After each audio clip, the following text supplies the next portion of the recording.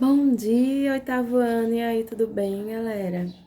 Então, hoje estamos na nossa terceira aula de filosofia, mas eu quero fazer um combinadozinho aqui com vocês, porque a professora estava doente, tá? Então, desde sexta que eu fui acometida com uma gripe pesada.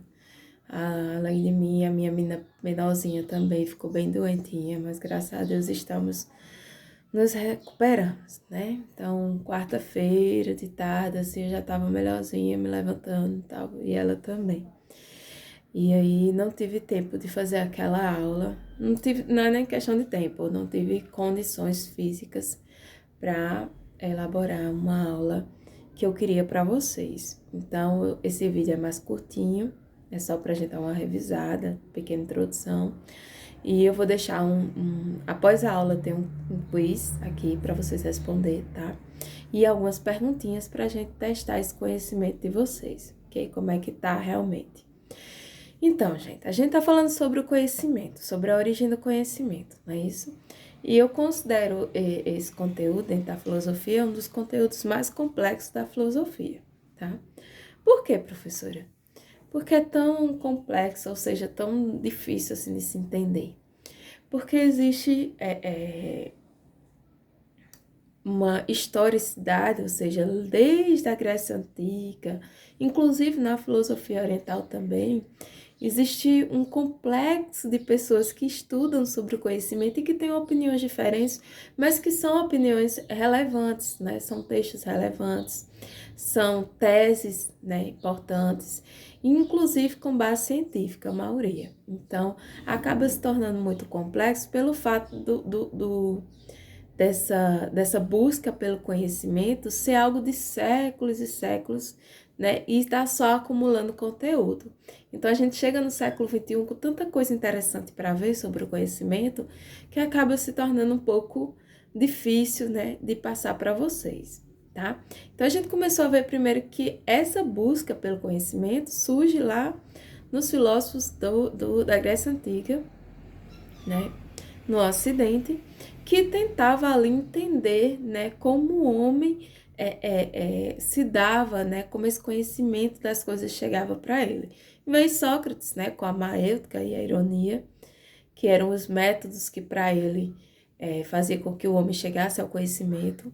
Depois de Sócrates, Platão, depois de Platão, Aristóteles. Então, todos esses filósofos da Grécia Antiga, eles tentavam, de alguma maneira, entender como é que o conhecimento chegava até o homem e qual a importância dele, tá?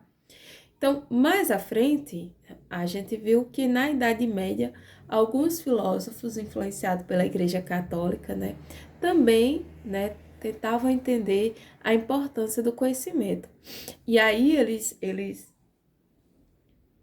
pela influência da Igreja Católica ser tão grande, né, um dos que se destacaram, que foi o Santo Agostinho, ele vai dizer que todo conhecimento ele só vai chegar a uma verdade se for relativo às ideias de Deus. Então, se você apenas tem um conhecimento por conhecer, você não está chegando a uma verdade, porque o conhecimento ele só é aprofundado se ele levar alguma relevância naquilo que Deus tem demonstrado para o ser humano. Então, a ideia de Deus era muito presente na Idade Média. A busca em conhecer Deus, a busca em saber os desígnios de Deus para a humanidade era algo muito relevante para eles, importante estudar isso. Então, os filósofos da Idade Média, a maioria, eles queriam entender isso, queriam entender os desígnios de Deus, porque a humanidade precisava de Deus, porque Deus, né, se revelou através do seu Filho para a humanidade. Então, tudo isso era uma busca de conhecimento, tá? E nessa origem de conhecimento, a gente viu que para se conhecer existe uma relação muito importante entre duas coisas, que foi o sujeito e o objeto, né? Então, sujeito e objeto são pontos principais para se entender o conhecimento. Então, é a relação que eu tenho com alguma coisa, tá? Qual é a minha relação como sujeito com o objeto da religião católica? Por exemplo, qual o conhecimento que eu tenho, no caso, trocando em miúdos aqui, como se diz, né, com a Igreja Católica. Ou, o time do 13, do Campinense, qual é a relação minha professora Bruna, sujeito aqui, com o objeto do time de futebol do 13 ou do Campinense?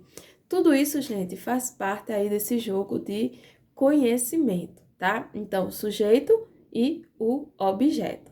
Que esse objeto pode ser, sim, um objeto material, tocável, palpável, e pode ser o objeto no sentido de alguma instituição, como eu falei, futebol, né, a religião, a política, qual é a minha relação do sujeito com o objeto da política, né? Então, tudo isso também pode ser considerado objeto, ok? Seguindo mais na frente, que é o conteúdo de hoje mesmo, a gente tem a origem do conhecimento, e aí é onde chega a parte mais complexa desse conteúdo, que aí a gente vai ver ali, a partir do final do século XVI e século XVII, nós teremos uma discussão que vai terminar no século XIX, terminar não, mas vai, para você, vamos entender direito, a partir do final do século XVI até o século XIX, essa discussão vai estar muito em alta por alguns filósofos, tá? Então, assim, vai ser uma discussão muito densa, muito complexa, onde vai envolver ciência, religião, às vezes um pouco de filosofia oriental, filosofia ocidental lá com os gregos. Então, retoma muita coisa durante esses séculos, porque três criaturas querem entender a origem do conhecimento de maneira mais científica, tá? Quem são essas três pessoas? O René Descartes, o John Locke e o Immanuel Kant, tá? Não se preocupe que eu vou fazer um slidezinho, a gente vai entender isso mais na frente. Então, Locke, Descartes e Kant são as três pessoas que vai contribuir para a construção teórica, né, da relação do conhecimento, isso aí no período da modernidade que a gente chama, tá? Então, final da Idade Média, né, no início da modernidade, até o final da modernidade, se há essa discussão sobre a origem do conhecimento e a sua importância através desses três filósofos, tá? Que vão ser, gente, considerados os grandes filósofos do conhecimento, ok? Lembrando que essa construção de saber vem da Grécia Antiga, né? Mas levando esse conhecimento para um lado científico mesmo, só a partir da Idade Moderna, ok? Com esses três filósofos, ok? E aí eles vão criar um termo chamado racionalismo, aonde o Descartes, ele vai defender que o conhecimento da mente humana, né, só se vem por meio da razão. Então, a razão deve ser pura. A origem do conhecimento, ele depende totalmente daquilo que está na nossa razão. E que os nossos sentidos, como eu falei, que alguns filósofos acreditavam que os sentidos traziam também esse conhecimento, eles podem nos enganar, tá? Então, por exemplo, aquilo que eu acho saboroso, você pode não achar saboroso, pode ser amargo para você, né? Então, para o Descartes, os sentidos, eles são muito peculiares, são coisas muito íntimas e que eles podem enganar quando se fala de conhecimento. Então, ele não acredita que os sentidos sensorial influenciem nesse conhecimento, tá? Então, eles acreditam que somente por meio da razão que se chega ao conhecimento.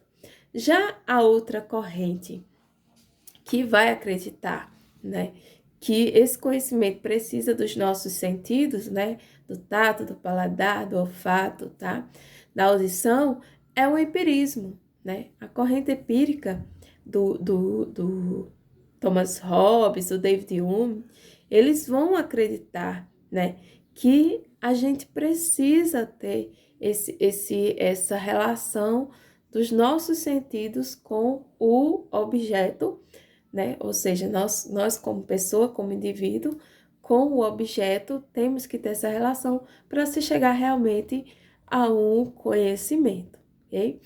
Isso aqui, gente, que eu tô falando é muito mais complexo. Eu tô apenas dando um resumo, até porque minha voz já tá indo embora daqui a pouco, né? São várias aulas gravadas, mas é só para vocês saber que a gente vai ter algo muito mais profundo para a gente falar, estudar e debater também, que eu quero saber da opinião de vocês, tá? Inclusive, aí nas perguntas hoje vai rolar uma perguntinha aí. O que é que vocês acham aí sobre o empirismo e o racionalismo? De uma maneira mais rasa, lógico, que vocês não estão aprofundados no conteúdo, mas eu quero saber um pouquinho do que vocês acham, tá? Então, assim, para a próxima aula eu vou estar bem melhor, vou preparar uns slides mais né, explicativos sobre empirismo e racionalismo, e a gente vai ver essas duas linhas aí da teoria do conhecimento e vamos debater sobre elas. E aí eu quero que vocês entendam bem, nesse conteúdo de teoria do conhecimento, é essencial, né, que na próxima aula vocês comecem a entender claramente o que é empirismo e o que é racionalismo, tá? Então, gente, gratidão, né? Como eu falei, o vídeo de hoje é mais curtinho, tá? Até para poupar um pouco minha voz, mas eu tô aqui online com vocês nas respostas das atividades e no quiz. Por favor, quem assistir às aulas, sempre comente que assistiu. É uma maneira de colocar presença para vocês, tá? Muita gente não tá comentando, eu tô sentindo falta de alguns alunos aí, ok? Então, coloque sempre assim. Eu fico achando que vocês não estão assistindo às aulas, porque eu nunca vejo. Se eu deixo lá claramente que quem assistiu, comente que assistiu. Como é que você assiste a aula, faz atividade e não comenta, né? Então, comenta lá, não faz atividade sem ver as aulas, ok, gente? Beijão e até a próxima. Gratão.